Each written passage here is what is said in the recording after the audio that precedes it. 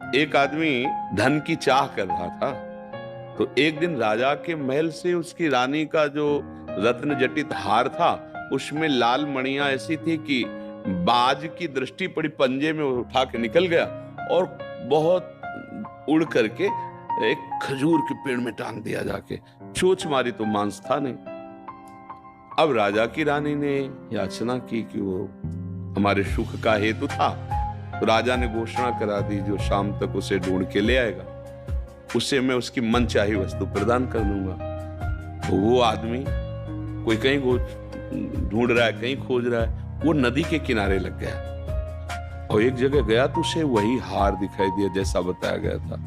कूद पड़ा, तो मिट्टी हाथ लगी, कुछ लगा नहीं, फिर बाहर निकला। फिर जब जल शांत हुआ, रज तो समय लगा ना, फिर देखा हार वहीं, फिर सीधे वहीं कूदा, फिर हार नहीं मिला। वो शाम हो रही थी तो एक महात्मा उधर से जा रहे थे, वो खड़े होकर उसकी चेष्टा देखी, नजदीक गए और कहा, भैया अगर आप संशय न करें तो आप जिस का लक्ष्य कर रहे हैं वो बात बता दें।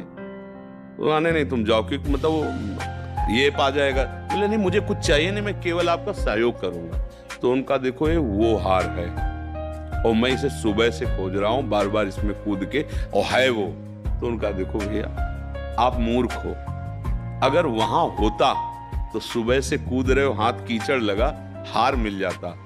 महात्मा तुरंत पीछे मुड़े तो देखो खजूर का पेड़ और उसकी छाया जल में पड़ रही।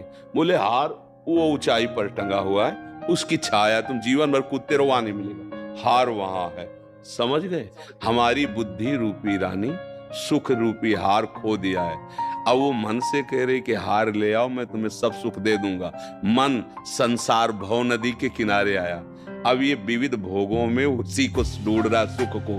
अब कोई महात्मा मिले, बताए इधर नहीं, इधर से हटो और इधर मुंह करो, ऊर्ध्वमूल, इधर देखो ऊंचे की तरफ, ये उसकी छाया है। प्रभु के सन्मुख हो, अभी सुख मिल जाएगा।